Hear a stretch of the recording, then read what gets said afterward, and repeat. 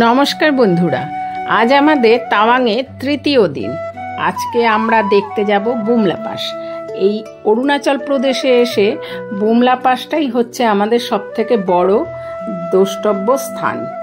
এই বুমলা পাস যাবার জন্য আমরা যে গাড়ি করে এসেছিলাম সেই গাড়িওয়ালাকে বলে দিলেই ওরা ILP পাসও ঠিক করে দেবে, আর এখানকার গাড়ি করেই আমাদের যেতে হবে বুমলা পাস। তাই এই গাড়ি ভাড়াও নিয়ে নেয় 5,500 টাকা 6 জন। আমরা যাচ্ছি এখন বুমলা পাস, চায়না বর্ডার। আজ আমাদের খুব আনন্দ লাগছে, কেননা আজ যাব আমরা চায়না বর্ডার দেখতে। তাই আমরা খুব সকাল সকাল উঠে ফ্রেশ হয়ে বেরিয়ে পড়লাম। গাড়ি আমাদের হোটেলের সামনেই চলে এসেছিল। আমরা 8:30টার মধ্যে সকাল বেরিয়ে পড়লাম চায়না বর্ডার দেখতে। এই চায়না বর্ডার দেখতে যাবার পথে সবার প্রথমে যাব আমরা চায়না বর্ডার, তারপর মাধুরী দীক্ষিত লেক। এই চায়না বর্ডার যাবার পথে দেখো কত বরফ পড়বে, সারা রাস্তায় বরফ স্নোফল হতে থাকে। আর অনেক ট্যাঙ্ক পাবে, ট্যাঙ্কার আর কি। এখানটা থেকে ভেতরে বসে সব আর্মি ম্যানরা যারা চাকরি করেন ওনারা দেখেন কোনো শত্রু আসে কিনা বাইরে থেকে। আর এই দেখো গাছপালাগুলোতে পুরো বরফ হয়ে ভরে রয়েছে। প্রচুর পরিমাণে স্নোফল হয়, প্রচুর পরিমাণে স্নোফল হয়। তোমরা না দেখলে ভাবতে পারবে না। কাশ্মীরে গেছি কিন্তু এত বরফ পাইনি আমরা। দেখো কি হারে বরফ দেখা যাচ্ছে। আমরা খুব মজা করতে করতে দেখতে দেখতে আমরা চলে যাচ্ছি এই চায়না বর্ডার দেখতে। এই চায়না বর্ডার যেতে যেতে না অনেক লেকও পাওয়া যাবে, যে লেকগুলো পুরো ফ্রোজেন হয়ে রয়েছে। বোঝাই যায় না যে বাইরে থেকে যে এগুলো লেক। দেখো কত বরফ, দেখো সাংঘাতিক আনন্দ লাগছে দেখতে। খুব মজা করে দেখছি, খুব ভালো লাগছে। এই চায়না বর্ডার আসার জন্য এত এক্সাইটেড ছিলাম আমরা, ভাবা যাচ্ছে না। মানে আমরা গাড়ি থেকে কতবার নেমেছি, আর যত দূর যাচ্ছে তত বরফ, বরফের শেষ নেই। দেখো শুধু রাস্তায় চাকাটুকুনি বাদ দিয়ে বাকি সব জায়গায় বরফ। চাকা যেইটুকুনি জায়গা থেকে যাচ্ছে গাড়ি সেইটুকুনি জায়গা ছাড়া পুরো জায়গাটাতে বরফ। সাংঘাতিক মজা করেছি আমরা, খুব আনন্দ করতে করতে। আমরা মাধুরী দীক্ষিত লেকে যেতে পারলাম না, কেননা এত তুষারপাত আর স্নোফলের জন্য রাস্তা বন্ধ হয়ে গেছে। আর এই মাধুরী দীক্ষিত লেকটি সমুদ্রপৃষ্ঠ থেকে প্রায় 12,165 ফুট উঁচুতে। এই মাধুরী লেক বা সাঙ্গেস্টার লেকটি চারদিকে পাহাড়ে ঘেরা, আর এই লেকটি ভূমিকম্পের ফলেই সৃষ্টি হয়েছিল। আর এই লেকের নামটা বেশি হয়েছে এই মাধুরী দীক্ষিতের কোয়লা সিনেমার পর থেকে।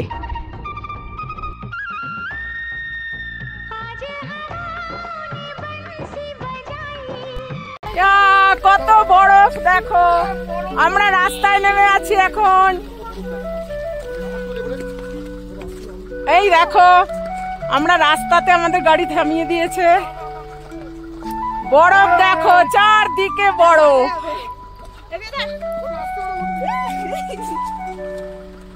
এই দেখো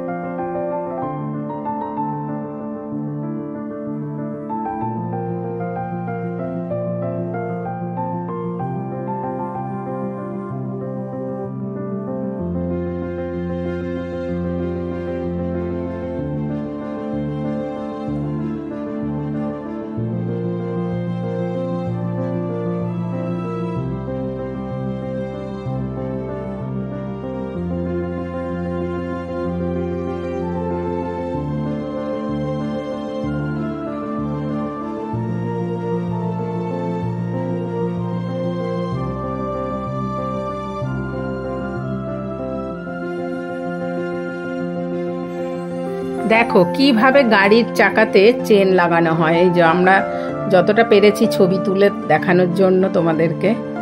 দেখো সব গাড়িতেই চেন লাগাতে হয়, নাহলে বরফের মধ্যে দিয়ে টানাই যাবে না, গাড়ি চলবেই না। এখানে অনেকক্ষণ সময় লেগেছিল, তাই আমরা সবাই নেমে এখানে আবার ছবি তুললাম। এই দেখো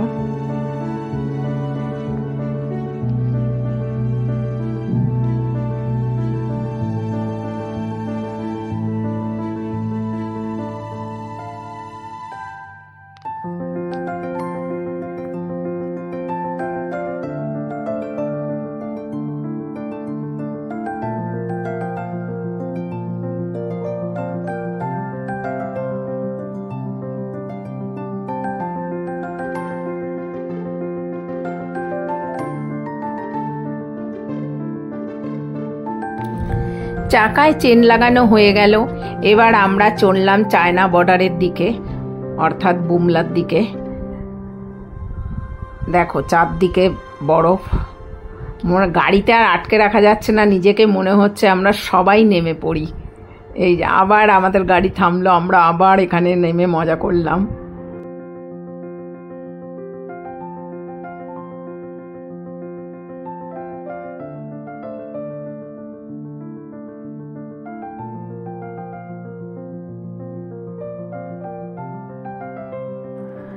সত্যি এখানে যারা ডিউটি করে তাদেরকে আমার শত কোটি প্রণাম।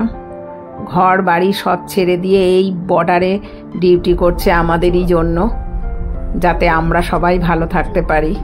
শত্রুর হাত থেকে রক্ষা করার জন্য ওরা আমাদেরকে দেখাশোনা করে অ্যাকচুয়াল।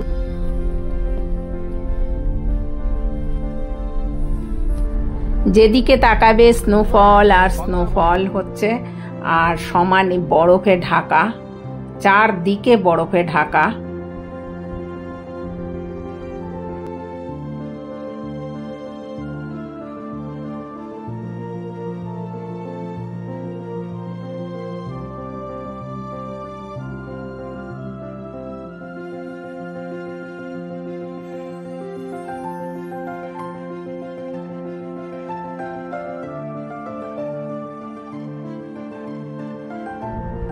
আমরা এবার পৌঁছে গেলাম বুমলায়। দেখো এবার আমরা গাড়ি থেকে নেমে যাব, নেমে হাঁটা হেঁটে যেতে হবে। চারদিকের বরফ দেখতে দেখতে শেষে আমরা পৌঁছে গেলাম চায়না বর্ডারে। এখন আমরা গাড়ি থেকে নেমে পড়লাম, নেমে এবার চায়না বর্ডারে দেখতে যাব। তাই চায়না বর্ডার দেখতে যাবার জন্য এইটা হেঁটে যেতে হবে একটুখানি।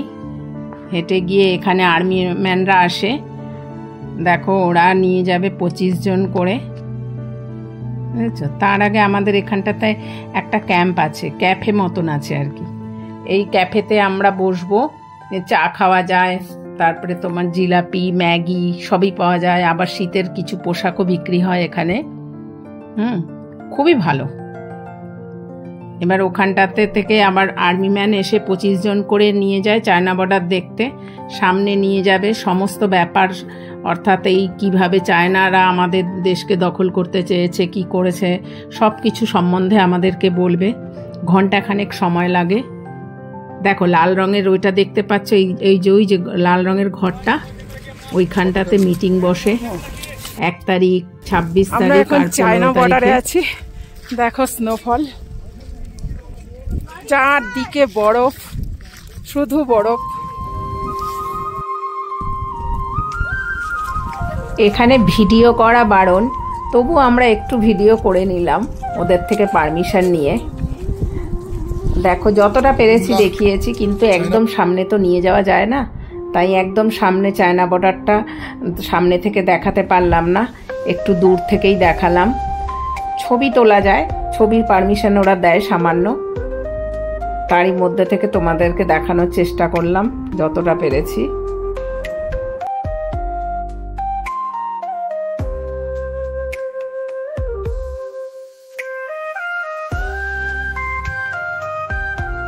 এই চায়না বর্ডার দেখে আসার পর কাছেই একদম আছে ওয়ার মেমোরিয়াল। এখানটাতে যোগেন্দ্র সিং এর আত্মকথা সম্বন্ধে সব জানা যায়। এই যে এখানটা থেকে হেঁটে যেতে হয় একটুখানি।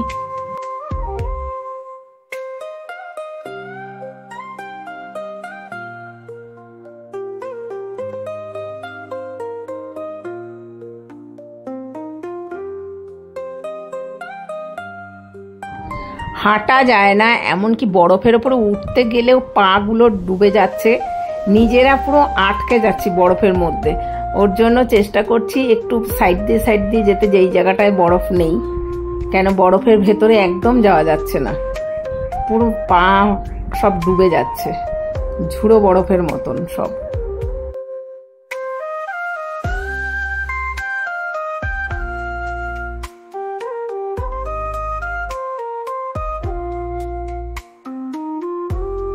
এখানকার টেম্পারেচার আজকে -6 ডিগ্রি।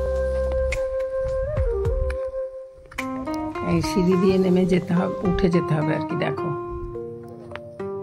আমরা এখানে সব ভাইয়েরা চাকরি করেন, যারা আর্মিতে আছেন, ওনারা এখানটাতে পাহারা দিচ্ছেন। দেখো এখানটাতে স্ট্যাচু করা আছে অনেক।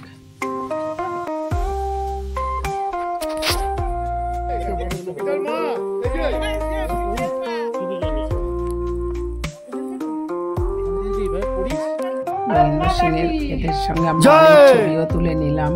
ভারত মাতা কি, ইন্ডিয়ান আর্মি কি, ইন্ডিয়ান আর্মি কি জয়, ভারত মাতা কি জয়, ভারত মাতা কি জয়।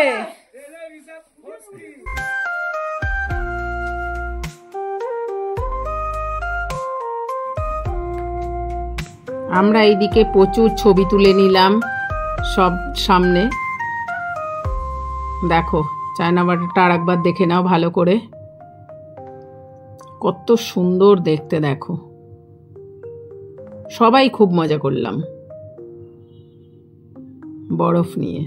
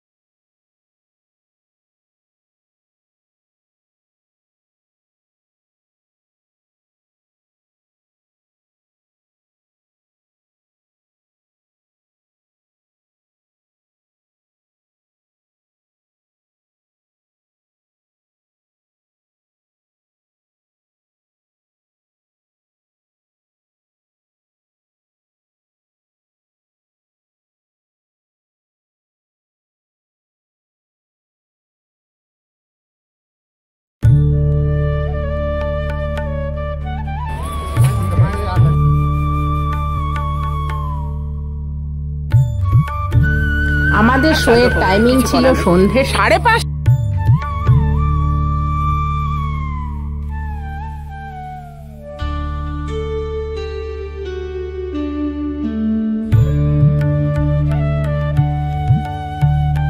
আমরা বিকেল 5টার সময় হোটেলে পৌঁছে গেলাম। হোটেলে পৌঁছে আমরা একটু রেস্ট করে আবার বেরিয়ে পড়লাম যোগিন্দর সিংয়ের লাইট অ্যান্ড সাউন্ড শো দেখতে।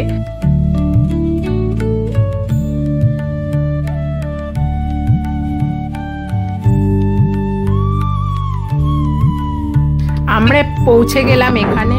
এই দেখো, এখানটাতে হচ্ছে লাইট অ্যান্ড সাউন্ড শো হয়। এখানে আগের শোটা চলছিল, তাই আমাদের অপেক্ষা করতে হলো এইখানটাতে। এই যে এখানে রয়েছে, দেখো এই সাইডটাতে, এই যে এখানে ওয়েটিং রুম আছে। এই যে ওয়েটিং রুম, দেখো এখানে সবাই অপেক্ষা করছে বসে। আমরাও এখানে যথারীতি বসে পড়লাম আমাদের টাইমিং এর জন্য। আমাদের শোটা আসলে 7:30টার সময়।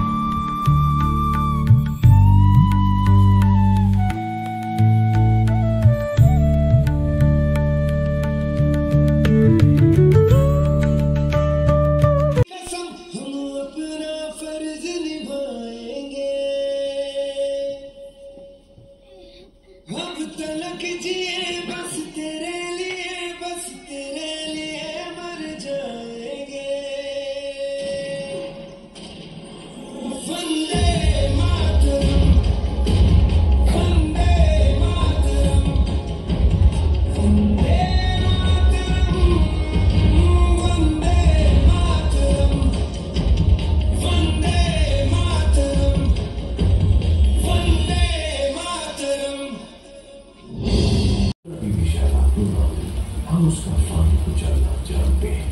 जय हिंद। वंदे मातरम, वंदे मातरम। আমার ভিডিওটি পুরো দেখার জন্য ধন্যবাদ। ভালো লেগে থাকলে লাইক, সাবস্ক্রাইব ও কমেন্ট করে দিও। আমি আশা করি যে তোমরা আমাদের চ্যানেলের সঙ্গে যুক্ত।